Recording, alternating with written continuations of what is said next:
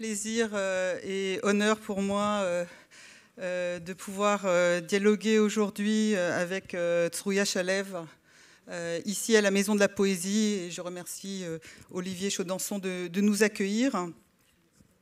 Je voudrais aussi d'emblée remercier Lior Zilberstein qui va faire la traduction simultanée et Laurence Androvich qui est la traductrice de Stupeur de Tzrouya Shalev et qui a accepté de nous lire des extraits.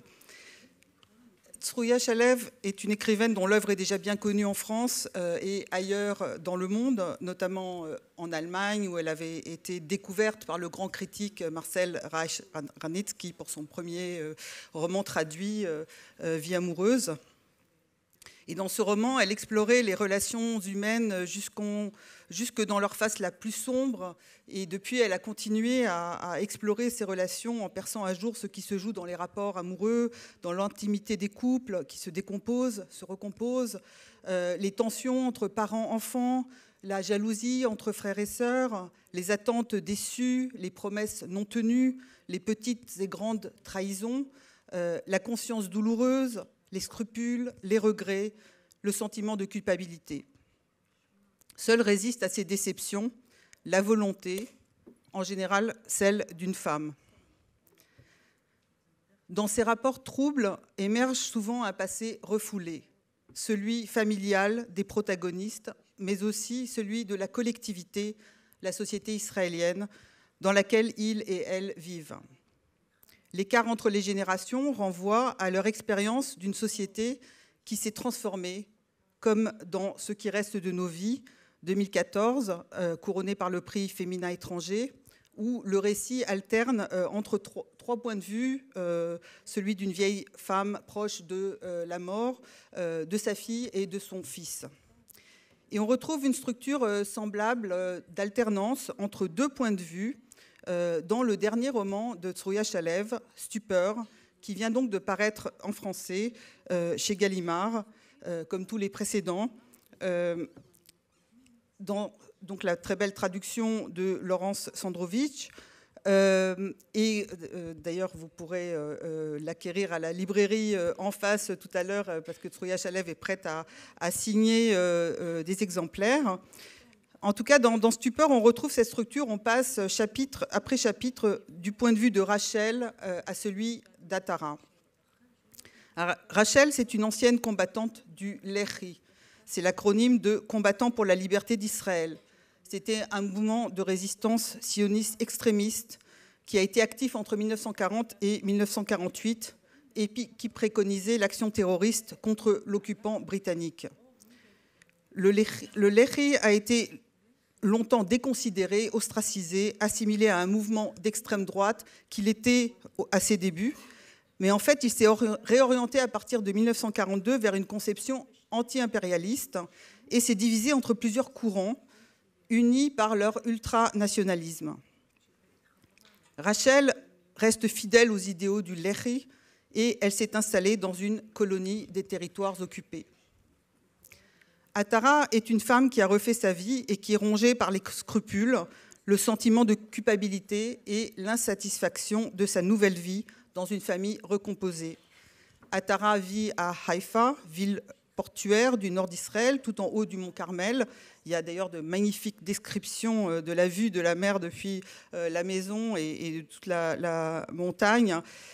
Or, Atara découvre l'existence de Rachel et veut la rencontrer. Tzrouya Shalev, comment est née l'idée de cette rencontre entre Rachel et Atara? Shalom, ערב טוב. Bonsoir. ותודה לכולם. אני מאוד שמחה להיות כאן, זה הערב האחרון שלי בפריז. Merci à vous tous, je suis très heureuse d'être ici, c'est ma dernière soirée ici à Paris. אחרי שבוע מאוד עמוס. Après une semaine très très chargée. ומשמח מבחינתי שבאמת très heureuse pour moi. הרגשתי, אתם יודעים, כל ספר הוא קצת כמו ילד, אני מרגישה עכשיו שאני משאירה את הילד שלי כאן בידיים כל כך טובות. Vous savez, chaque livre, c'est un petit peu comme un enfant. Et là, j'ai l'impression que je vous laisse mon enfant et c'est dans de bonnes mains. אז כן, המפגש בין עטרה לרחל נולד בעצם כשעטרה מגיעה לבקר את אבא שלה. היחסים ביניהם היו תמיד מאוד קשים, לא ברורים לה. הוא היה אב קר, במידה רבה מתעלל. Cette rencontre entre Attara et Rachel est née quand Attara vient voir son père mourant, avec qui elle a eu des relations très difficiles pendant toute sa vie, des relations qu'elle a eu du mal à comprendre. והיא נשארה עם הרבה שאלות פתוחות לגביו. ויום אחד היא באה לבקר אותו כשהוא כבר בסוף חייו, ולתדהמתה הוא פונה אליה פתאום ברוך ובאהבה ובקרבה שהיא מעולם לא שמעה ממנו, וברגע הראשון היא כמובן מתמלאת התרגשות ושמחה, אבל אז היא מבינה שהוא בעצם מדבר אל מישהי אחרת. Et cette rencontre, en fait, elle arrive voir son père qui est à la fin de sa vie. Et tout d'un coup, il lui parle d'un ton qu'elle n'a jamais entendu auparavant, un ton très doux, très délicat. Et elle se demande d'où ça vient, parce qu'elle n'est pas du tout habituée à cela. ואז כשהיא מבינה שהוא בעצם, כשהוא פונה אליה בשם רשל, ומדבר אליה ברוך כזה, ואומר לה שהוא חיכה לה כל החיים. Il lui parle avec ses délicatesses et il l'appelle Rachel. Il dit que ça fait toute sa vie, il attendait. ואז באמת עטרה מרגישה, יש רגעים כאלה בחיים משנים אותם פתאום, משנים את הכיוון שלהם. Là, Attara, elle a l'impression que c'est un moment qui va changer sa vie. וזה בשבילה היה רגע כזה שבו היה לה ברור שהיא חייבת לנסות לאתר את רחל, את האישה הראשונה של אביה, ולהבין ממנה מה קרה לו, מה קרה בימים ההם, איך הוא הפך להיות האדם שהוא היה. Et là, c'est très clair pour Attara qu'elle doit trouver cette femme. Elle doit trouver Rachel, qui était la première femme de son père. Elle doit comprendre qui il était, qui elle était, qui était lui, et qu'est-ce qui s'est passé entre les deux, mais aussi pourquoi son père est devenu l'homme qu'il était. C'est une scène très troublante parce que, en fait, presque incestueuse, en fait. Il reconnaît dans sa fille le grand amour de sa vie, et alors qu'il la maltraite depuis son enfance et qu'on lui a toujours dit qu'elle était différente de la famille, au point que sa sœur lui disait qu'elle ne faisait pas partie de la famille. Et donc c'est une sorte de choc, effectivement, pour elle. Elle connaissait un peu son passé, elle l'avait découvert parce qu'elle avait entendu quelque chose. Peut-être tu peux raconter comment est-ce qu'elle a découvert ce passé de son père. כן, כשהייתה ילדה קטנה, היא שמעה פתאום מאחותה ששמעה מאיזה דוד. הסודות במשפחה, כידוע, מתגלגלים מהר. Quand elle était petite fille, en fait, elle a entendu quelque chose de sa sœur, qu'il a entendu d'un oncle. Bon, les secrets de famille, ça roule assez vite. ויום אחד היא הצליחה לאלץ את אימא שלה, להראות לה תמונה של האישה ההיא, ואימא שלה פתחה חוברת מצהיבה, שכתוב היה עליה לוחמי חירות ישראל, ומתוך התמונה ניבטת אליה אישה צעירה ועצובה ונאה, ובאיזשהו אופן דומה לה. Et en fait, un jour, elle a réussi à vraiment forcer sa maman de lui montrer une photo de cette dame. La mère, elle trouve une sorte de pamphlet avec de vieux feuilles où elle montre cette photo d'une jeune fille qui a l'air très jolie, très triste. Et elle voit quelque chose qui lui ressemble dans cette femme.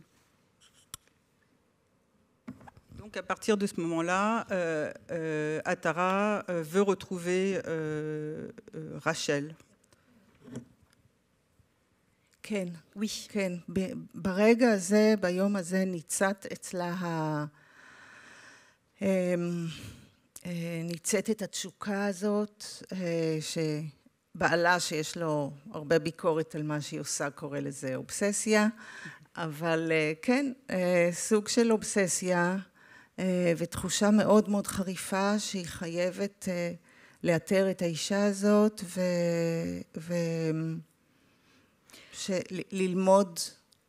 ללמוד ממנה, למרות שזה כבר, הילדות עברה, הרבה זמן עבר, ההורים כבר לא בחיים, ובכל זאת היא חייבת לנסות להבין, וכמובן לסלוח. C'est à ces moments où Salomon cette passion très forte que son mari, il appelle même une obsession, de trouver cette femme, de le questionner, d'apprendre d'elle, d'essayer de comprendre un peu plus. Bon, elle est plus petite fille, les parents sont plus vivants, mais elle veut tout savoir en fait. Et donc, elle rencontre Rachel, elle la reconnaît dans un théâtre, elle note son téléphone au rouge à lèvres parce qu'elle ne trouve pas son stylo, enfin son stylo ne marche pas.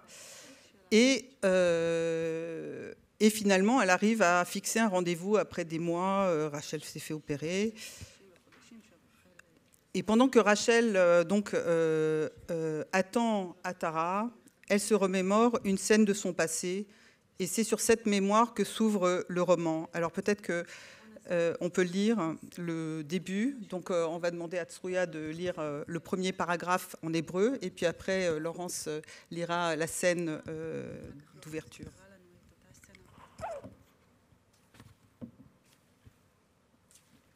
בשמחה. פרק ראשון, זאת אני רחל. מול הדלת הסגורה היא ניצבה דוממת. מה הטעם לצלצל בפעמון או להקיש בדלת? הרי אמו כבר הבחינה בה.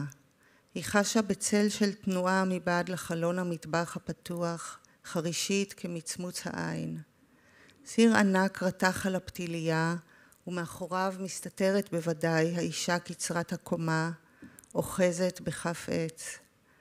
מרק עדשים היא מבשלת, והעדים מתפרצים החוצה מבעד לחלון, מלהיטים את פניה, נספגים בשערה. האם עבור הבן היקר שלה היא מבשלת? האם הוא כאן?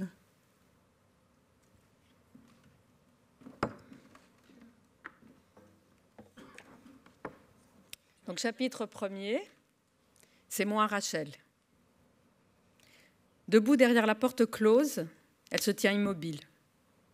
À quoi bon appuyer sur la sonnette ou frapper, puisque de toute façon, la maîtresse de maison a remarqué sa présence. Elle discerne l'esquisse d'un mouvement derrière la fenêtre ouverte de la cuisine, aussi discret qu'un silement. Sur le fourneau bout une énorme marmite qui cache assurément la toute petite femme et sa cuillère en bois. À n'en pas douter, celle-ci prépare une soupe de lentilles. Pour nourrir son fils adoré, est-il là? Les vapeurs qui s'échappent vers l'extérieur lui enflamment le visage, imprègnent ses cheveux. « Sonia, ouvrez-moi » lance-t-elle en direction de la marmite. Puis elle ajoute, bien que ce soit inutile, « C'est moi, Rachel ». Il lui semble saisir une hésitation chez sa belle-mère, deux ombres qui s'entrechoquent. Cette dernière oserait l'ignorer alors qu'elle a mis sa vie en péril pour arriver jusqu'ici? À cette époque, atteindre Jérusalem était une entreprise terrifiante. Embusqués tout le long de la route, les bandes d'Arabes tiraient sur les convois qui se dirigeaient vers la ville assiégée. Malgré les exhortations de ses compagnons de Tel Aviv qui avaient tenté de la dissuader d'entreprendre ce voyage, elle avait tenu bon. C'est un suicide, n'avait-il cessé de lui répéter, mais avait-elle le choix? Elle lui avait envoyé lettre sur lettre sans obtenir la moindre réponse. Sonia, je dois voir Mano, insiste-t-elle. Je suis venue spécialement de Tel Aviv. Je m'inquiète pour lui. Je ne comprends pas ce qui se passe. Il est là, chez vous? Par une telle chaleur, l'air monte en volute qui enveloppe son corps. comme si elle était un génie sorti d'une bouteille ou qu'elle allait se liquéfier et laisser pour unique trace une petite flaque que sa belle-mère, à grands coups de balai, repousserait allègrement en bas des marches. Non, elle avait oublié à quel point le soleil de Jérusalem était un défi dès les premières canicules de printemps. Et là, il tapait précisément sur sa tête. « Sonia, j'ai soif !» crie-t-elle tout en s'accrochant au barreau de la fenêtre. « Je peux avoir un verre d'eau ?» Lors de sa première visite, ici même, 4 ans auparavant, elle avait trouvé cette femme, petite et épaisse, en robe de chambre, debout sur le seuil de son appartement, exactement là où elle se tient à présent. Sans état d'âme, en vraie mégère, elle renversait une casserole d'eau bouillante sur les enfants du quartier qu'elle avait surpris en train de cueillir les fruits de son efflier. Quelques gouttes avaient mouillé la robe rouge à fleurs jaunes que portait Rachel en l'honneur de cette visite et elle s'était arrêtée au milieu de l'escalier. Elle avait vu les gamins s'enfuir en poussant des cris de terreur, ainsi que le sourire mauvais affiché sur le visage qui la toisait du haut du perron. Non, cette créature ne pouvait pas être la mère de Mano. Elle s'apprêtait à battre en retraite. Je me suis sûrement trompée d'entrée. Les bâtiments se ressemblent tous dans ce coin. Mais à cet instant, il était sorti pour l'accueillir. Blême et honteux, il avait à voix basse sermonné la femme en robe de chambre, lui qui s'était toujours montré poli et attentionné envers elle. Oui, jusqu'au jour où il était parti, sans un au revoir, sans une lettre. Cet après-midi-là, les fruits sont encore verts et n'attirent personne à part quelques guêpes. Bientôt, ils mûriront et, dans la ville affamée, seront encore plus convoités que 4 ans auparavant, mais sa belle-mère n'osera pas cette fois gaspiller l'eau si rare en ces temps agités. Comment chassera-t-elle au printemps les petits chapardeurs? À coups de pierre? Et elle qui a pris son fruit le plus précieux, comment sera-t-elle chassée? Un bruissement en provenance de la terrasse lui fait tourner la tête vers le réservoir qui y a été récemment installé. Une grande cuve en tôle, sa belle-mère se cacherait-elle derrière? Les Arabes ont coupé l'approvisionnement en eau de la ville, leur avait-elle raconté dans une de ses missives, et j'ai été obligée de faire installer un réservoir sur la terrasse au cas où. J'éparpille dessus des miettes de pain, les oiseaux viennent le picorer, et d'après le son qu'émettent leurs becs, je peux mesurer le volume restant. « Vous êtes là, Sonia ?» tente-t-elle à nouveau. « Ouvrez-moi juste un instant, je ne peux pas rester longtemps, je dois rentrer à Tel Aviv. » Bon, que dire de plus ? Qu'a-t-elle dit de plus pour arriver enfin à l'amadouer? Car voilà que lui répondent des pas lourds en sabots. Il s'approche de la porte, une clé tourne à contre-cœur dans la serrure et apparaissent le visage bouffi, les cheveux gras, les yeux noirs et méfiants qu'elle connaît. Sa belle-mère ne l'a jamais appréciée. Craignait-elle que, trop belle et trop courtisée, elle ne brise le cœur de son Benjamin adoré? Eh bien, elle se trompait. C'était lui qui était soudain parti, sans dire un mot. Lui qui, maintenant, ne répond pas à ses lettres. Lui qui a planifié son départ en secret, tandis qu'elle, naïvement, ne se doutait de rien. Elle le savait désemparé, torturé, mais n'avait pas imaginé qu'il puisse totalement disparaître.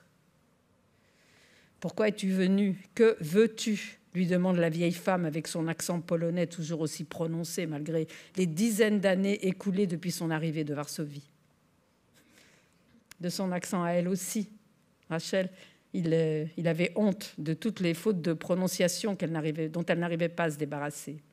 Mano parlait un hébreu magnifique, d'une rare élégance. Un bref instant, elle craint de ne plus jamais l'entendre. « Ce que je veux, répète-t-elle, le voir, c'est ce que je veux. Il est chez vous ?» Elle manque d'ajouter « Je voudrais aussi manger un peu de soupe, car cette odeur a ouvert une brèche affamée dans son ventre et elle risque de s'évanouir. » « Impossible, lui assène Sonia, non sans satisfaction. Il est malade. Il a dit que si tu venais, il ne fallait surtout pas te laisser entrer. » Derrière le large dos se déploie une grande pièce où il fait un noir d'encre. C'est là qu'ils ont placé le lit de Mano, Sous la fenêtre dont les volets sont fermés, elle plisse les yeux. Ne vient-elle pas de distinguer un mouvement sous la couverture? Est-ce la tache de sa tête sur l'oreiller? Elle s'agrippe au cadre de la porte. « Il est malade, mais qu'est-ce qu'il a ?» demande-t-elle d'une voix vaincue. Et sa belle-mère rétorque avec irritation. « Rachel, rentre à Tel Aviv et ne reviens plus, il ne peut plus te voir. » Avait-elle dit « il ne peut plus » ou « il ne veut plus » ? Car c'est maintenant qu'elle doit se souvenir de ce détail précis, justement maintenant qu'elle se prépare pour le rendez-vous qui l'attend. Il ne peut pas ou il ne veut pas. Bon. Une question bien plus dérangeante l'assaille soudain. Pourquoi, à l'époque, n'avait-elle pas repoussé cette Cerbère malveillante pour foncer dans la pièce? Elle était la plus jeune et elle aurait eu le dessus sans aucun mal. Elle aurait pu courir et se jeter sur le lit où il reposait. Non, si elle avait réussi à l'approcher, à lui parler, peut-être aurait-il changé d'avis et surmonté le terrible anathème.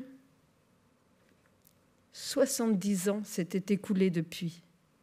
Elle ne l'avait pas revu, à part une petite heure, quelques mois plus tard, dans le bâtiment de la rabbanout.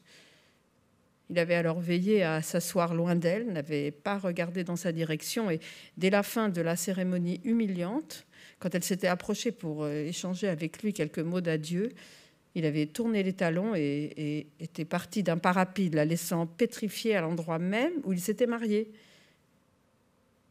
Alors seulement, elle avait remarqué la date, le 17 août 1948, un an, jour pour jour, après la célébration de leur mariage.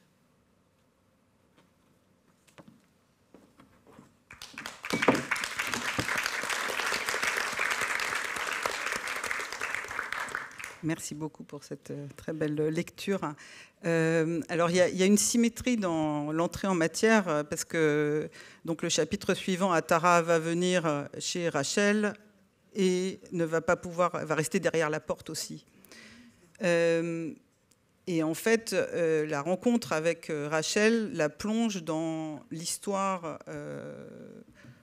du pays, et notamment l'histoire du Lehi, donc ce mouvement sioniste extrémiste. Elle se découvre, en fait, comme ça apparaît à un moment du livre, fille de terroriste. Alors cette histoire du Lehi, elle a été assez occultée en Israël.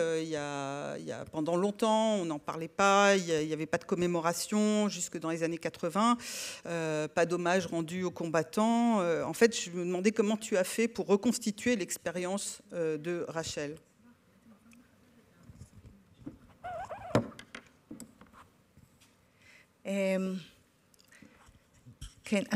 אז קודם כל, אולי באמת אני רק אגיד משהו כללי על תהליך הכתיבה. Je vais peut-être juste vous dire quelque chose de très général sur le processus de l'écriture. כי הרבה פעמים גם קוראים ועיתונאים וחוקרים שואלים שאלות שמייחסות לסופר הרבה תכנון ומחשבה Parce que je veux juste vous dire que souvent on voit des questions de lecteurs, de journalistes, même des chercheurs, qui pensent que l'écrivain a vraiment planifié, qu'il a vraiment eu un plan derrière. ולפחות במקרה שלי ועוד כמה סופרים שאני מכירה או שקראתי עליהם, יש בתהליך הזה משהו מאוד מפתיע ופרוע ולא מתוכנן. Mais en fait, pour moi, mais je sais aussi que pour quelques autres écrivains, il y a quelque chose dans ce processus qui est très sauvage, qui est très primaire, qui n'est pas du tout planifié. ולכן כשפתאום רחל ממש כפתה את עצמה עליי, אני חייבת לומר, ממש התפרצה לי אל הספר, וממש הכריחה אותי לכתוב את הסיפור שלה. אני באמת בהתחלה, גם היה לי קשה לקבל אותה, וגם היה לי קשה להסתגל אליה. Parce que je dois vous raconter que Rachel, en quelque sorte, elle est venue vers moi, elle m'a forcé, en quelque sorte, d'écrire sur elle. Et c'était très difficile pour moi de l'accepter, de l'écrire. כי באמת כדי לכתוב על דמות בכזאת אינטימיות כמו שאני משתדלת, חייבת להיות הרבה הזדהות והרבה אהבה גם. Parce que pour écrire sur un personnage, il faut être capable de s'identifier. Si on veut écrire de façon très intime, comme moi je veux faire, il faut s'identifier, il faut aimer le personnage. ואני באמת היה לי פחד, והפחד הזה ליווה אותי הרבה שנים במהלך הכתיבה. אם אני אצליח לאהוב אותה מספיק, אם אני אצליח להיות מספיק שיפוטית, וגם אם אני אצליח לכתוב בצורה הנכונה, המתבקשת, על הארגון הזה שבאמת מעט מאוד נכתב עליו. Et j'ai eu peur tout au long de l'écriture qui a duré des années. J'ai eu peur que je ne vais pas réussir de le faire. Je ne vais pas réussir de l'écrire, mais aussi que je ne vais pas réussir de bien écrire sur ces gens-là, sur la Lechi, sans trop juger ou sans trop... de bien le faire, en fait. וזה בהחלט לקח הרבה זמן. Ça m'a pris beaucoup de temps. והיה כרוך בהרבה מאוד קריאה ולימוד של התקופה ההיא בהיסטוריה, אבל אני חושבת שכמו תמיד הכי מעניין זה באמת ההיבט האישי, הביוגרפי, וכאן אין ספק, וככל שהתקדמתי בכתיבה גם זכרתי יותר, שבילדותי היה ללכי מקום די דומיננטי בבית שלנו. Et c'est vrai que bon, j'ai dû beaucoup lire, beaucoup chercher, beaucoup apprendre sur cette période historique, mais je pense que l'aspect personnel reste toujours le plus intéressant. Et là, en fait, je me suis rappelé que quand j'étais enfante, en fait, cette période et le Lechi, ils avaient un rôle très important chez nous. היו אצלנו כמה אנשים מהמשפחה שהריצו את הלח"י, והיו אנשים שתאהבו את הלח"י. Il y avait chez nous, au sein de la même famille, des gens qui ont admiré le Lechi et d'autre côté, des gens qui ont complètement détesté le Lechi. ואני זוכרת ויכוחים בין אבא שלי לסבא שלי. Je me rappelle des disputes entre mon père et mon grand-père. אני ממש לפעמים חשבתי שהם יהרגו אחד את השני, ומאוד אהבו זה את זה. Ils sont beaucoup aimés, mais j'ai eu quelquefois l'impression qu'ils vont se tuer s'ils continuent. אז כשניסיתי להבין לאחר מעשה מאיפה רחל הגיעה ומאיפה הגיעו הסיפורים האלה, אז הבנתי שבאמת שבילדות, למרות שעל פניו לא התעניינתי ולא אפילו די ברחתי מכל השיחות האלה, כי הן היו ממש מפחידות. Quand j'ai réussi à comprendre d'où vient Rachel, d'où viennent toutes ces histoires, j'ai compris que malgré tout, même si durant mon enfance j'ai essayé de vraiment m'éloigner de tout cela, j'ai compris qu'il y avait quelque chose quand même qui restait. ואין ספק שמבחינה ספרותית זה נושא עבורי בכל אופן, זה נורא מעניין גם בגלל שהם היו כל כך קונטרוברסליים, גם בגלל שהם היו כל כך מגוונים, עם דעות קיצוניות לכאן ולכאן. Il n'y a pas de doute que si on pense de ça, de l'aspect littéraire, c'est un sujet, au moins pour moi, qui était fascinant, parce qu'ils étaient tellement controversés, parce qu'ils avaient des idéaux très extrêmes, mais très différents aussi.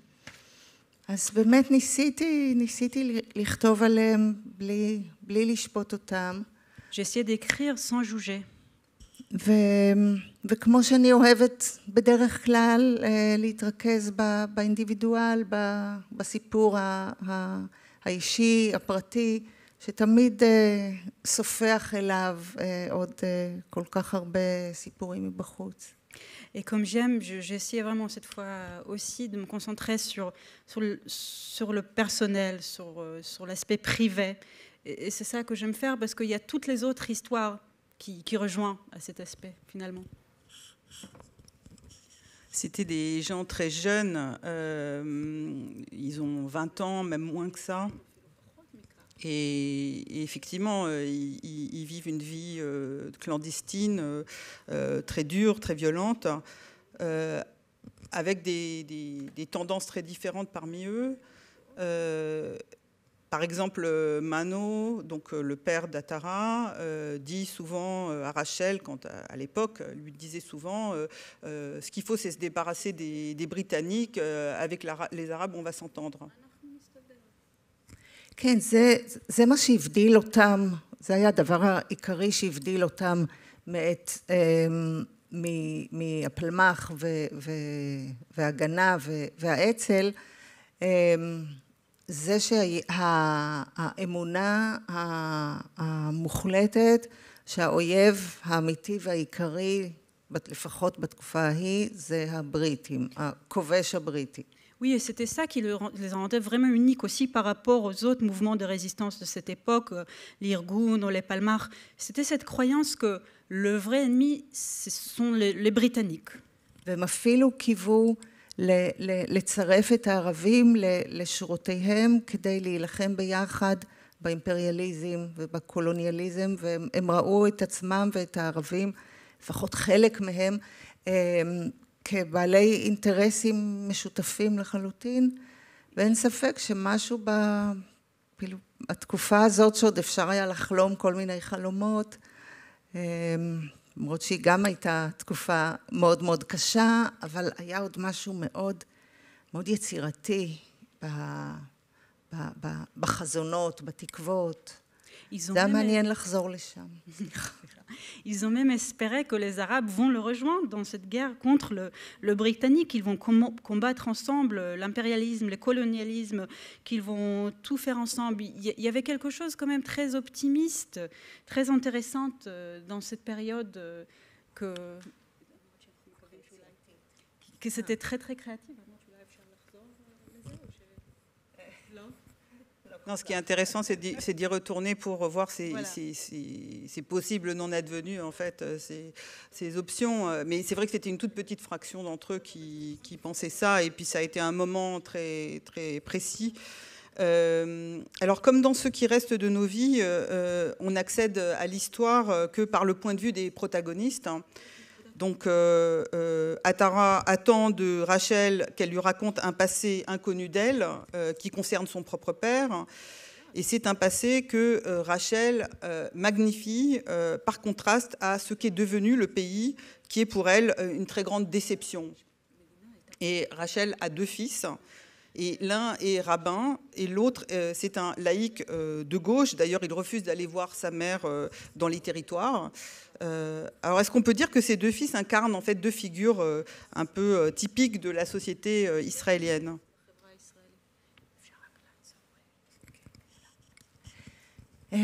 כן, שני הבנים של רחל לצערה הגדול הולכים לכיוונים מנוגדים ואף אחד מהם לא ממשיך את דרכה. Oui, à son grand regret, les 2 fils de Rachel ne le suivent pas et ils vont chacun dans une autre direction. האחד, כמו שאמרת, הוא רבי ועוד תהיה לזה משמעות בהמשך. L'un est rabbin et ça va être un détail qui va prendre encore de l'importance par la suite. Il y a plein de choses qu'on ne peut pas révéler de l'intrigue. כן, כן, והשני הוא שמאל קיצוני שלא מוכן אפילו לבקר אותה. L'autre appartient à l'extrême gauche, il n'est même pas d'accord d'aller voir sa mère. Parce que c'est dans les oui, dans les territoires. On veut juste, la traductrice Laurence Underwood voulait juste dire qu'il ne veut pas la voir parce qu'elle habite dans le territoire. כן, ואין ספק שרחל בהיותה גם בין השאר רחל אימנו, זה נרמז בספר בכל מיני מובנים. Il n'y a pas de doute, comme c'est insinué dans le livre, de plusieurs points de vue, que Rachel, qui est aussi Rachel, notre mère, אז אפשר לראות באמת את צאצאיה כעוד שבטים ישראלים חדשים ישנים. on peut voir ces deux fils comme ces tribus, de nouveaux tribus d'Israël. ואין ספק שאחד הדברים שהכי עניינו אותי בכתיבה בספר הזה זה לנסות להבין לתאר ולהבין את המבנה הקיצוני, את האישיות הקיצונית. Et il n'y a pas de doute que l'une des choses qui m'a le plus intriguée dans ce livre, c'est d'essayer de comprendre cette personnalité très, très, très extrême. ואין ספק שהקיצוניות של רחל הולידה קיצוניות אצל ילדיה. Il n'y a pas de doute que cet extrémisme, ce fanatisme de Rachel a aussi donné une sorte de naissance à un fanatisme chez ses enfants. ובאופן כללי הספר הזה ספח אליו עוד גורמים ותהליכים בחברה הישראלית, אפילו הרבה יותר משהייתי מודעת לכך בזמן הכתיבה. Et en général, ce livre, il a réussi avec le temps de recevoir d'autres processus, d'autres mouvements qui existent dans la société israélienne. Et c'est maintenant que je le comprends encore mieux qu'au moment de l'écriture. כן, אז באמת גם מצד אחד החזון החילוני של חיפה. D'un côté, on a cette vision laïque de Haïfa. שזה חזון גם של דו-קיום.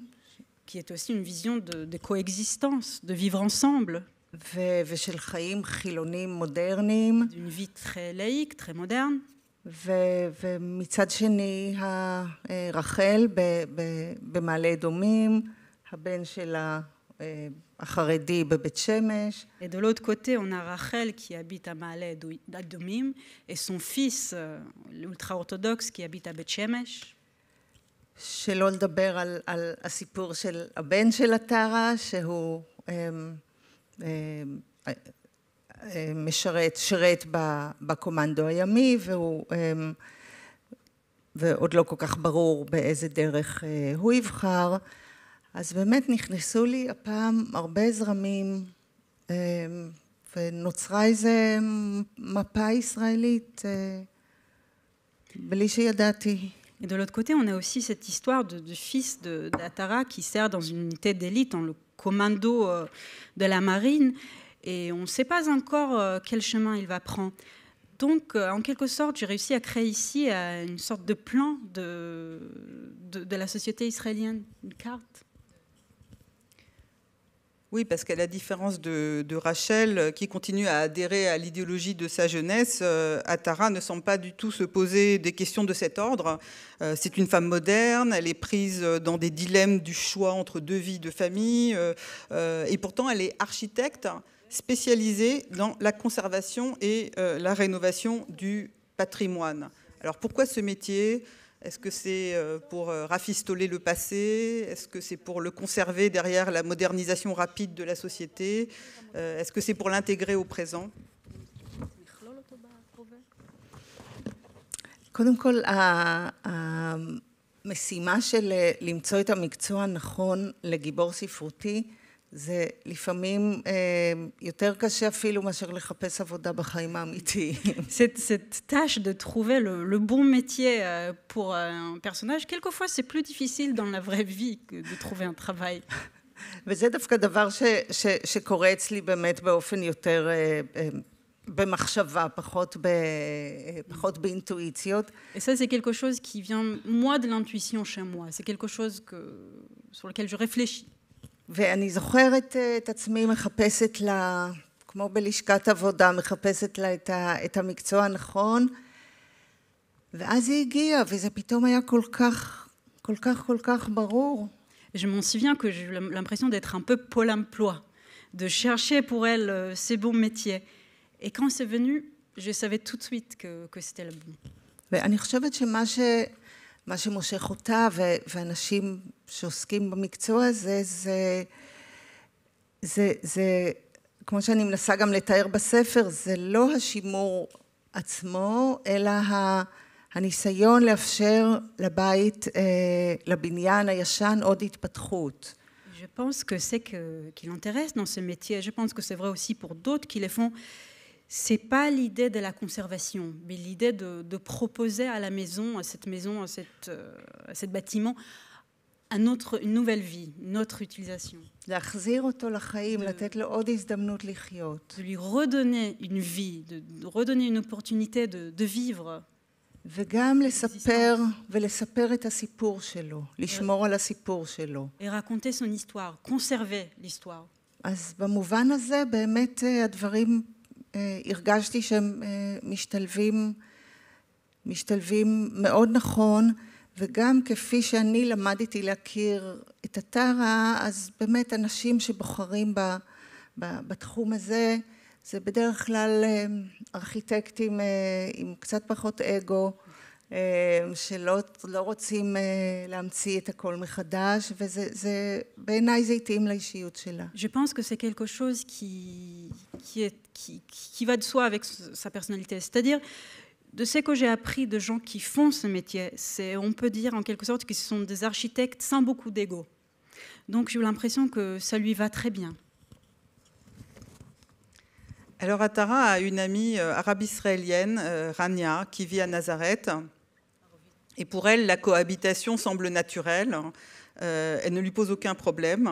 Et pourtant, ce n'est pas si évident dans une société aussi cloisonnée. Donc, comment se sont-elles rencontrées ?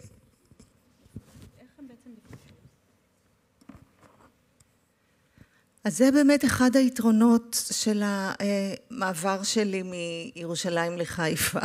C'est l'un des avantages de fait que je déménageais, j'habite plus à Jérusalem, mais j'habite à Haïfa. שאני באמת זכיתי לחוות חיים עם דו-קיום מאוד יפה בין יהודים לערבים. J'ai eu vraiment la chance de vivre une vraie coexistence entre juifs et arabes. שבהם השאלה אם המורה של הבן, אם המורה לחשבון הוא יהודי והמורה לאנגלית הוא ערבי או ההפך, ממש לא משנה כבר לאף אחד. Une vie où cette question, si le prof de maths de mon fils est arabe ou le prof d'anglais est juif, ça n'intéresse personne en fait. וזה באמת איזה מין קיום, ברור שעוד יש, תמיד אפשר לשפר, אבל אין ספק שזה באמת קיום אידיאלי, אחר לגמרי מאשר בירושלים.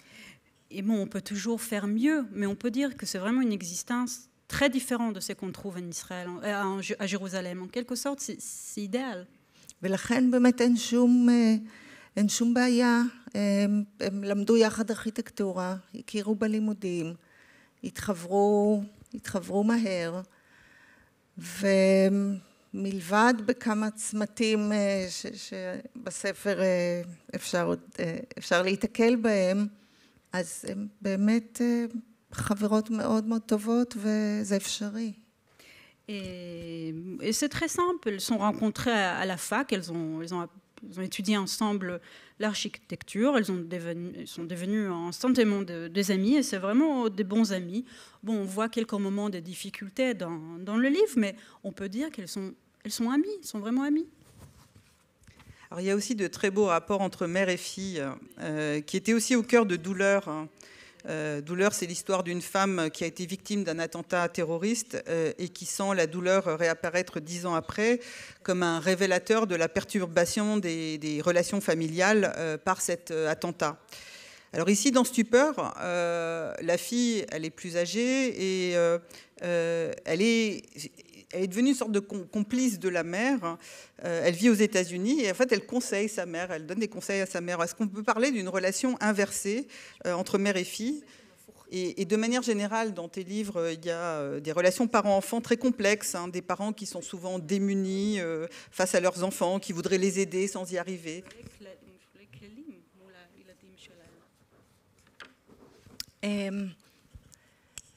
הספר עוסק הרבה בסוגיות של אימהות,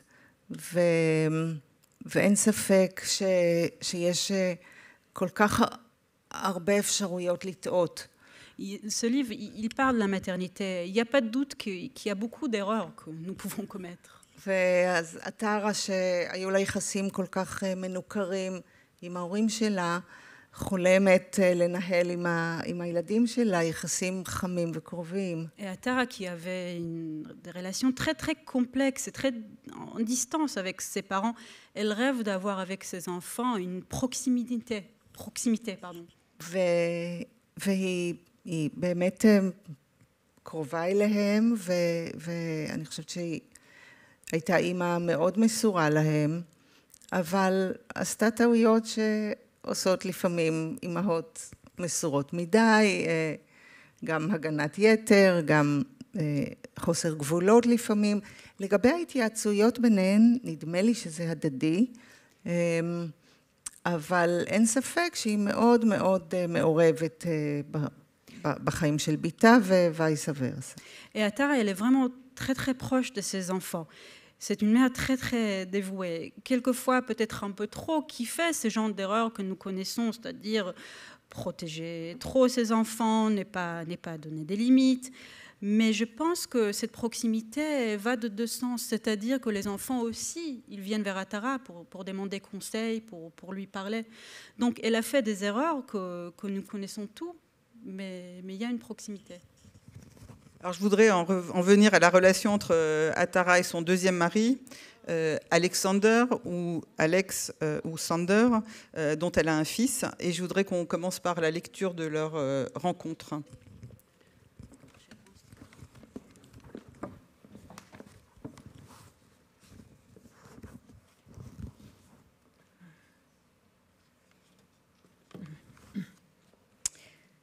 Tandis qu'elle roule vers le vieil immeuble qui attend une deuxième chance, elle songe à nouveau au jour où elle a rencontré Alex.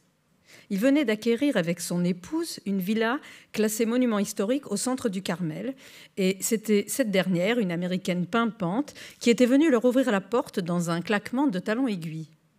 Ce fut à cet instant qu'Atara le vit pour la première fois, assis sur le rebord de la fenêtre. En tant que spécialiste de la conservation du patrimoine, un domaine qui commençait à peine à se développer en Israël, elle accompagnait une amie plus expérimentée qui avait été sollicitée pour réaménager l'espace. Ensemble, elles avaient prévu d'examiner le lieu pièce par pièce, de prendre des mesures, de faire des relevés et des croquis. Mais au moment où il avait tourné la tête vers elle, avec une lenteur arrogante, elle s'était arrêtée net, incapable d'avancer ou de reculer, ce qui pourtant la démangeait. L'aspect de cet homme avait déclenché en elle un tel tumulte qu'elle se sut aussitôt condamnée soit à l'effacer de sa mémoire et à ne plus jamais le revoir, soit au contraire à le voir tous les jours, toutes les nuits, sur l'oreiller à côté d'elle, au-dessus d'elle pendant qu'il la possédait. Oui, ce fut le mot qui, à sa grande honte, lui vint à l'esprit. Mais pourquoi donc la posséderait-il ? Avec souplesse, il avait sauté du rebord de la fenêtre, arqué, pour s'avancer vers elle, les cheveux clairs en bataille, vêtus avec une nonchalance hivernale étudiée, une veste en jean au-dessus d'un pull noir, un pantalon en velours côtelé. De près, elle avait remarqué les pattes doigts qui encadraient son regard et les rides qui descendaient sur ses joues. Plus tout jeune, pensa-t-elle, ce qui n'enleva rien à son charme. Elle le regardait à la dérobée. Elle le regarda à la dérobée dès qu'il les eut rejoints, avec un léger retard. Dès qu'il eut rejoint avec un léger retard le tour du propriétaire que leur petite délégation avait entamé. Et lorsqu'ils arrivèrent sur la terrasse, qu'elle et son ami s'émerveillèrent des dalles en marbre ornées de losanges noirs, il commenta, non sans un sourire provoquant, il y a les mêmes dans le palais présidentiel de Syrie ou du Liban, parce qu'elle ne se satisferait pas de moins. Et ce qui surprit Atara, ce fut qu'il la regarda, elle, comme si c'était d'elle qu'il parlait et non de sa femme, ce qui, bien sûr, ne la laissa pas indifférente. Elle entra aussitôt dans son jeu, lui posa des questions sur l'histoire de la maison et écouta aux anges les mésaventures de ce juif fortuné dont l'épouse avait refusé d'immigrer avec lui en Israël jusqu'à ce qu'il lui promette de lui construire la plus belle villa du Mont Carmel face à la mer. au moment où leur petit groupe sortit dans le jardin en espalier auquel on accédait par 2 allées de palmiers, il ne cessa de la dévisager de ses yeux gris argentés, exactement de la couleur des nuages qui passaient lentement au-dessus d'eux. Glacé et sublime. Tu en dis quoi, Tara ? Lui demanda son amie. Et elle soupira d'émerveillement. Mais qu'est-ce qu'on peut dire ? C'est la combinaison parfaite du style international et de l'architecture arabe. Il a effectivement construit pour sa femme la plus belle des demeures. Ce qui permit à Alex de conclure sèchement, sauf qu'elle n'a pas eu la chance de la voir, les nazis l'ont assassinée avant la fin de la construction. Elle s'entendit demander tout bas, uniquement à son intention, alors, quelle est la morale ? Que si elle avait revu ses exigences à la baisse, elle aurait eu la vie sauve ? Il sourit et demanda étonné, pourquoi devrait-il y avoir une morale ? C'est une histoire vraie, pas une fable didactique. Elle voulut savoir s'il connaissait d'autres détails.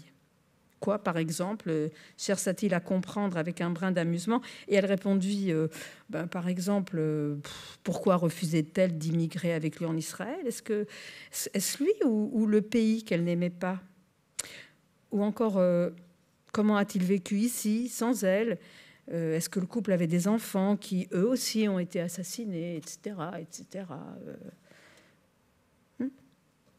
Alex leva ses longs bras en guise de reddition. Vous avez raison, il nous manque de nombreux éléments, mais quoi ? Vous êtes en train de me dire que tout ça est nécessaire pour la rénovation ? Bon, là, son ami intervint, pragmatique. La question à Tara, c'est comment on ajoute une pièce ici ? Pas évident, vu que la structure est totalement symétrique. Lorsqu'elles retournèrent à l'intérieur, elle constata déçue qu'il s'attardait entre les piliers de grès de la terrasse. Peut-être ne l'intéressait-elle plus. Et elle fit semblant d'écouter les questions irritantes de l'américaine, incapable de distinguer l'important du superflu, attitude caractéristique, elle l'apprendrait avec le temps, des propriétaires au début ou même en plein chantier.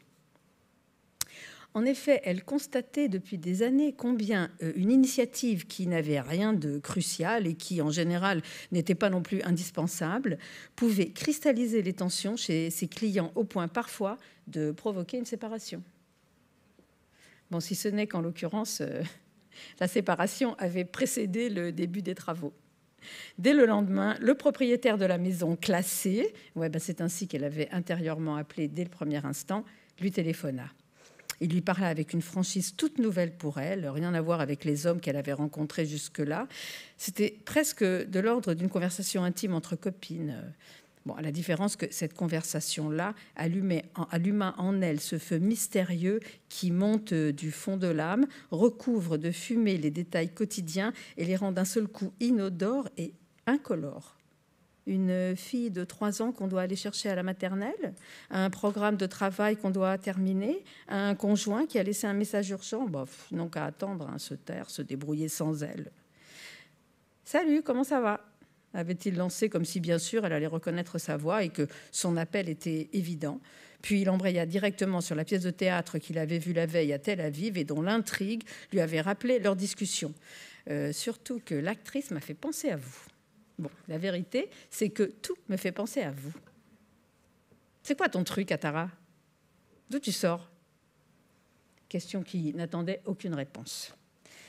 À nouveau, cette désinvolture qui l'impressionnait presque autant que l'étonnait sa sincérité. La plupart des gens qu'elle connaissait étaient occupés ou préoccupés. Ils ne prenaient pas le temps de discuter pendant les heures en plein travail. Son mari n'était jamais disponible en journée, pas plus que ses amis, sauf durant les congés maternité, période où elles se concentraient toutes, elle y compris, sur leur bébé. Or, elle se trouvait tout à coup emportée par un flot de paroles, comme s'ils n'avaient, eux deux, aucune contrainte, ni de temps, ni de lieu, ni de situation familiale. Lorsqu'il évoqua la maison qu'elle avait vue la veille, elle lui dit qu'elle avait eu le temps de réfléchir à diverses solutions qui permettraient de l'adapter à leurs besoins et de conserver les éléments originaux. Mais il la coupa. Et je me suis renseignée pour toi. L'homme qui l'a fait construire n'a finalement jamais habité, pas même un seul jour, dans cette maison. Et j'ai l'impression que ce sera pareil pour moi, ajouta-t-il. Dès que je t'ai vu, J'ai compris qu'une pièce supplémentaire ne serait pas nécessaire.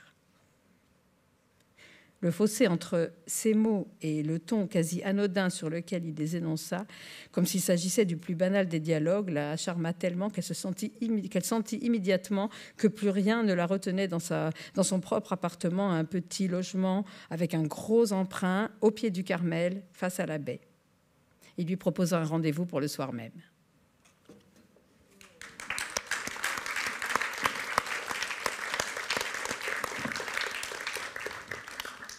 C'est ce qu'on appelle un coup de foudre. לגמרי. Complètement. אני זוכרת שממש את הסצנה הזאת אני מאוד נהניתי לכתוב. Je me rappelle que ça me donnait beaucoup de plaisir d'écrire cette scène. כתבתי אותה שוב ושוב ושוב, כמו שאני כותבת כל סצנה, אבל במקרה הזה זה היה מאוד נהניתי. Je réécris comme je fais toujours, mais ça m'a donné vraiment plaisir. Alors en fait, bon, ça, c'est Attara qui se remémore leur rencontre, parce qu'on est toujours dans un monologue intérieur des pensées, de la mémoire. Et en fait, une bonne partie des autres pensées d'Attara concernent la dégradation de leur relation amoureuse avec la routine du quotidien, les reproches qu'on se fait. Qu'est-ce que ça te dit sur la vie de couple? Donc tous les deux ont quitté une vie de couple pour en recomposer une famille. Et en fait, ils se heurtent tout le temps à ces problèmes d'incompréhension, de routinisation de leur relation. כן, זה באמת, הזוג הזה כאן, עטרה ואלכס, הם באמת, אפשר לומר שיש משהו טרגי בדינמיקה של היחסים ביניהם. Oui, nous pouvons dire qu'il y a quelque chose de tragique dans ce dynamisme, dans cette relation entre Attara et Alex. כי מצד אחד באמת מה שהפגיש אותם זו אהבה גדולה ופנטזיה גדולה על חיים יחד. Dans un côté, leur rencontre, c'était un grand amour, une vraie fantaisie sur leur vie ensemble. אבל אני חושבת שגם הרגשות האשמה שקשורים בפירוק המשפחות, גם הקשיים של הילדים במשפחות מהסוג הזה. Mais je pense que ces difficultés du fait de devoir briser deux autres couples, ainsi que les difficultés des enfants dans cette sorte de famille. וגם כמובן החיבור של האישיויות המסוימות האלה, שגרם להם להיות, כמו שמתואר בתלמוד, מין גבר ואישה שמחוברים אחד לשני בגבם, וכל אחד רואה בדיוק את המראה ההפוך. Et on peut dire que c'est aussi leurs deux personnalités qui sont très différentes, qui ont créé aussi ces difficultés et qui l'ont rendu être ce couple dont on parle dans le Talmud, qui sont liés par le dos et que chacun a une autre vision en fait. Alors c'est aussi un livre magnifique sur le deuil. Alors bon, on ne peut pas divulgacher, mais le deuil est quand même au cœur de l'intrigue et organise une bonne partie du roman. Qu'est-ce que le deuil révèle au personnage?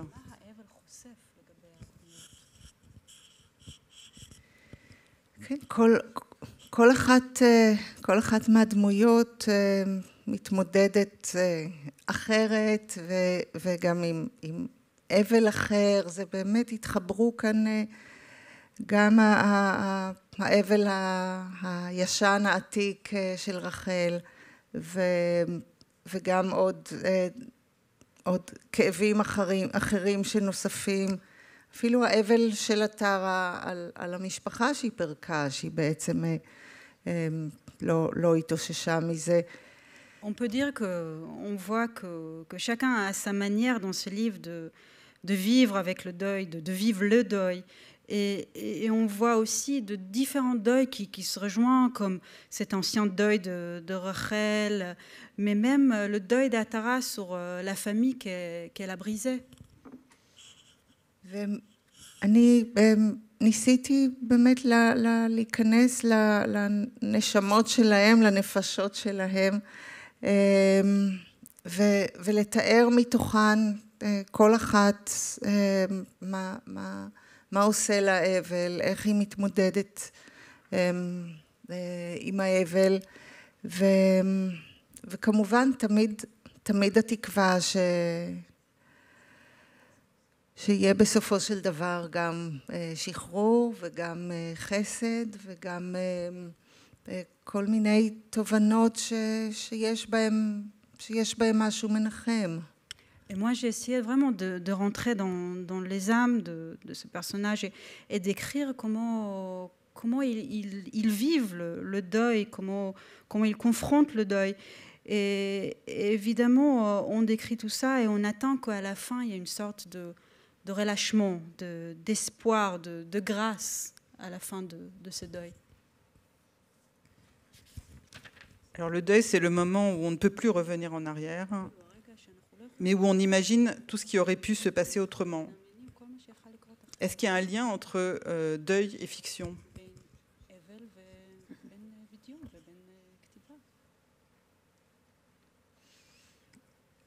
אני מניחה שבכל כתיבה יש גם אבל, ויש גם הנצחה, ויש גם ניסיון להקים לתחייה רגעים או אנשים. כן, בהחלט, יש זיקה חזקה. Oui, tout à fait. Il y a un lien entre le deuil et la fiction et le fait d'écrire. Dans chaque écriture, on peut dire qu'il y a un deuil, qu'il y a une tentative de faire revivre des gens, des scènes, des situations. Donc oui, tout à fait, il y a un lien. Et qu'est-ce que la fiction fait à l'histoire, aussi bien l'histoire individuelle que collective?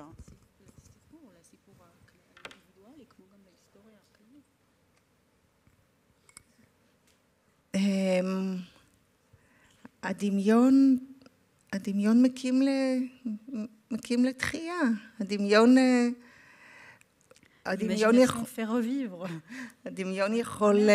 יכול לחיות, הדמיון יכול לקחת אותנו למחוזות רחוקים. בדמיון יש כל כך הרבה נחמה בעיניי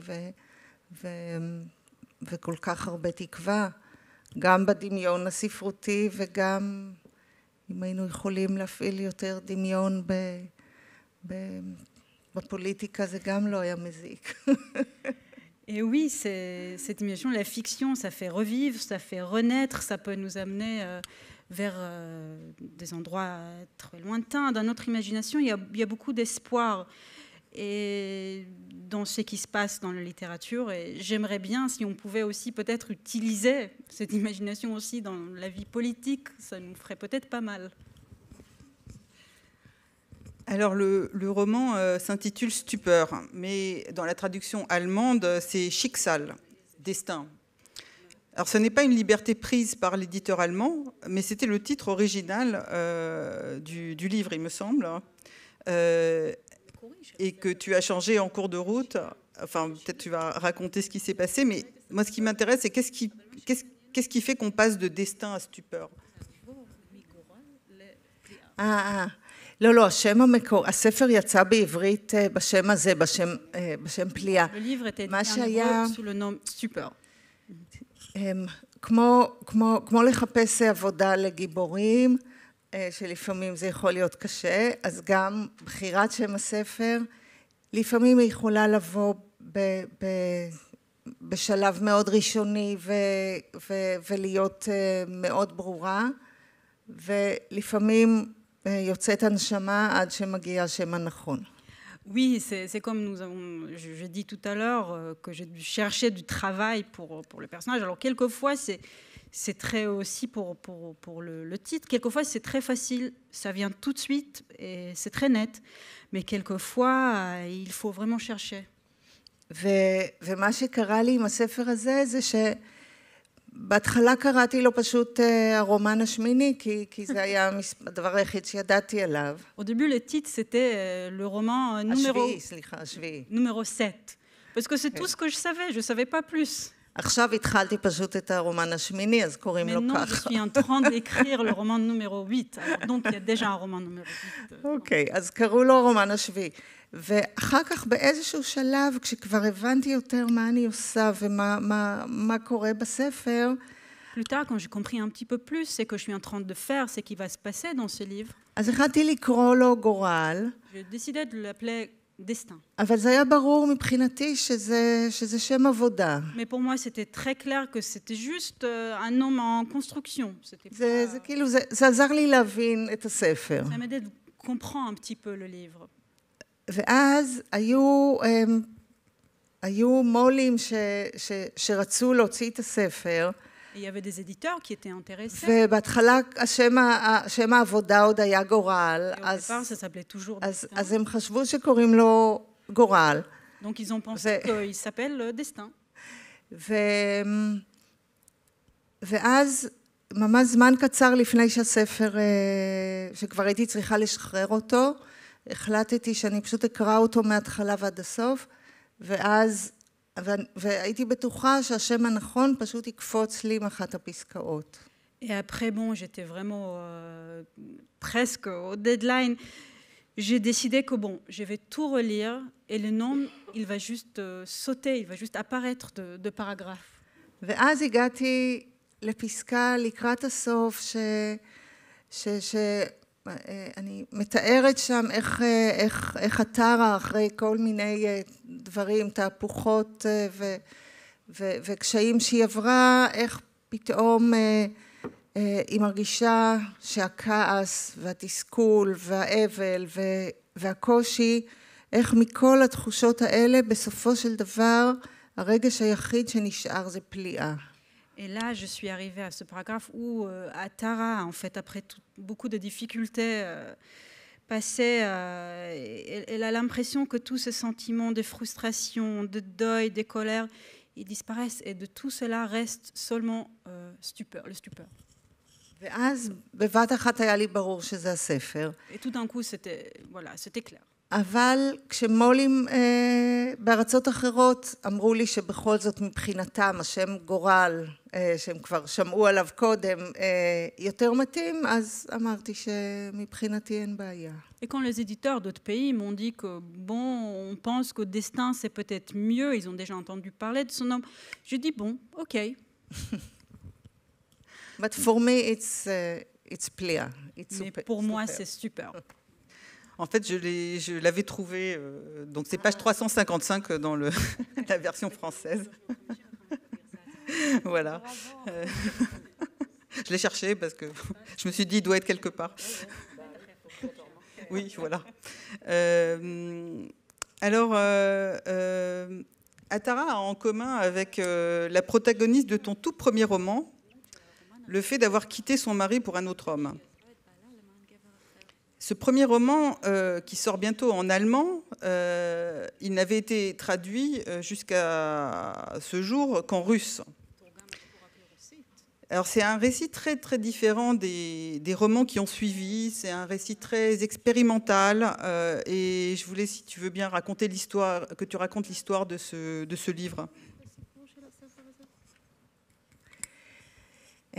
הספר הזה נכתב, זה בעצם הרומן הראשון שלי, שנכתב לפני הרבה מאוד שנים, בשנת 91, אני התחלתי לכתוב אותו, אני חושבת. C'est mon premier roman que j'ai commencé à écrire en 1991. וזה היה בעצם ספר המעבר שלי משירה לפרוזה, כי לפני כן פרסמתי ספר שירה אחד. Et c'était mon livre de passage de la poésie vers la fiction. ויום אחד, כמו שמצאתי את עצמי לימים כותבת את הפסקאות האלה של רחל, אז יום אחד לפני הרבה שנים מצאתי את עצמי מתחילה פתאום טקסט שחשבתי שאולי הוא יהיה שירה, לא היה לי מושג מה הוא הולך להיות, מצאתי אוקיי. Et un jour, comme ça m'est arrivé avec ce livre-là, avec le paragraphe de Rachel qui ouvre le livre, je me suis retrouvée en train d'écrire quelque chose que je ne savais pas qu'est-ce que c'était. Est-ce que c'est de la poésie? Qu'est-ce que c'est? כי זו הייתה פעם ראשונה שממש כתבתי פרוזה בבגרותי. כילדה כתבתי כמה ספרים, אבל לא כמבוגרת. En fait, quand j'étais enfant, j'ai écrit quelques romans, mais c'était la première fois que je l'ai fait en étant adulte. ואז כתבתי וכתבתי, והייתי מאוד נסערת מהכתיבה, והכל היה מאוד חדש ומאוד פרוע.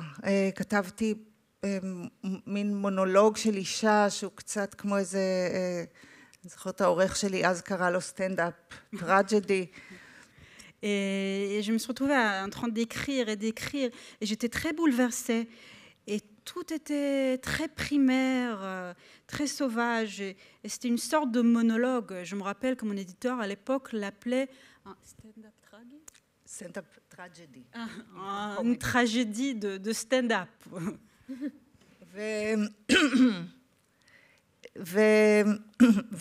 ולימים, כשהספר הזה ראה אור בישראל בשנת 93, הוא התקבל בצורה, איך נגיד את זה?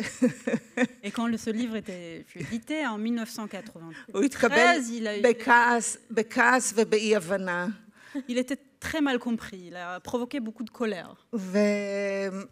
ואני הייתי אז סופרת מתחילה ממש בתחילת דרכי, וממש מצאתי את עצמי מתמודדת עם ביקורות נוראיות.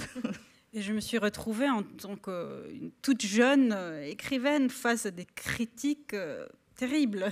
וזאת הייתה חוויה מאוד קשה. C'était une expérience très dure. אני באמת חששתי שאני לא אעיז לפרסם יותר אחרי כן. J'ai eu peur que je ne vais jamais plus rien publier après ce livre. אני כאילו לא חשבתי שאני אפסיק לכתוב, אבל חשבתי שאולי אני לא אפרסם יותר. Je n'ai pas pensé d'arrêter d'écrire, mais peut-être d'arrêter de publier. ולקח כמה שנים עד שהתאוששתי והתחלתי לכתוב את חיי אהבה. Et ça m'a pris quelques années de vraiment récupérer de tout cela et de commencer à écrire Vie amoureuse. ובשנה האחרונה, בגלל פנייה מכמה מו"לים בחו"ל שהתעניינו בספר הזה, אני העזתי לראשונה לקרוא אותו מחדש, אחרי הרבה שנים. Et là, ces dernières années, il y a eu plusieurs éditeurs de l'étranger qui étaient intéressés par ce livre. Donc j'ai osé, par la première fois depuis des années, de relire ce livre. ואני מודה שלא יכולתי להתאפק, אני בכל זאת הייתי גם עורכת הרבה שנים. Et je dois avouer, bon, j'étais aussi auditrice pendant plusieurs années. ופשוט התחלתי לכתוב אותו מחדש. Et je recommençais de l'écrire en fait. לא, מאוד שמרתי על רוח הספר, אבל הרגשתי שאני מנסה לתת לו דברים שאז לא יכולתי לתת לו. Tout en gardant l'esprit de ce livre, mais j'ai voulu donner à ce livre des choses auxquelles je n'étais pas capable de donner à l'époque. וכן, זו הייתה חוויה מאוד מאוד מיוחדת. ואולי אנחנו עוד פעם נשב ונדבר עליו כאן, אם הוא יצא בצרפת. Et peut-être, s'il soit édité en France, nous pouvons se rencontrer ici de nouveau pour en parler. Je l'espère parce que j'ai eu la chance de lire la version originale. Je n'ai pas lu la version retouchée, mais je pense que c'est un livre assez extraordinaire. Et je pense que s'il avait été écrit par un homme, il n'aurait pas reçu ces critiques aussi violentes. Je pense qu'il y avait quelque chose d'extrêmement dérangeant par ce personnage féminin, de ce personnage féminin qui en fait ne répond à aucune des attentes qu'on a par rapport à des femmes, mais c'est pas du tout un truc militant, c'est complètement nonchalant. Elle fait pas exprès, voilà. Et donc je pense que c'était très choquant, voilà. Mais c'est une hypothèse de travail. On verra quand il sortira. À mon avis, il va être reçu différemment aujourd'hui. Voilà. Alors juste pour terminer, je crois que je sais, tu nous as dit que tu t'es attelé à un nouveau roman, le numéro 8. Est-ce que tu es prête à nous dire un mot de ce roman? ממש מעט, כי אני גם יודעת נורא מעט. Juste vraiment très peu, parce que en fait, je sais pas beaucoup en ce moment, je sais que très peu. אני רק יודעת שיקראו, השם הזמני שלו זה הרומן השמיני. Je sais que pour le moment, il est titré roman numéro 8. ואני מאוד מקווה שיקח לי הפעם קצת פחות זמן. Et j'espère vraiment que ça me prend un peu moins de temps. ושאנחנו ניפגש שוב בקרוב בעוד 4 שנים ולא 8. Qu'on va se revoir la prochaine fois dans 4 ans et pas dans 8 ans. Bien, peut-être s'il y a 1 ou 2 questions, on a encore 1 ou 2 minutes.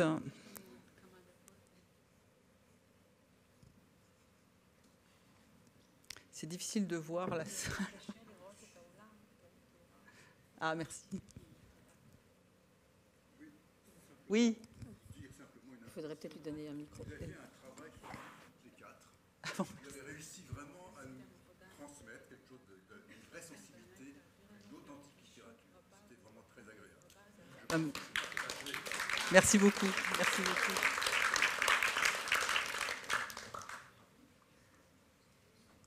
Bon, j'ai pas l'impression. Je pense qu'on va rester sur l'attente du 1er et du 8e roman. Et donc, comme je disais tout à l'heure, d'abord, on va remercier énormément Tzruya Shalev.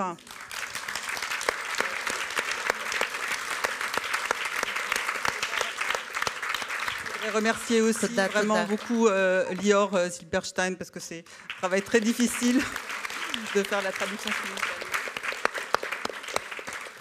Et Laurence Androvitch, qui nous a fait bénéficier, outre de ses talents de traductrice, aussi de ses talents de comédienne et de metteur en scène. Voilà. Et donc, vous pouvez retrouver Tzruya dans quelques minutes en la lui laissant respirer. Donc, vous pouvez acquérir, si vous le souhaitez, le livre dans la librairie d'en face. Et elle est prête à signer des exemplaires de son livre.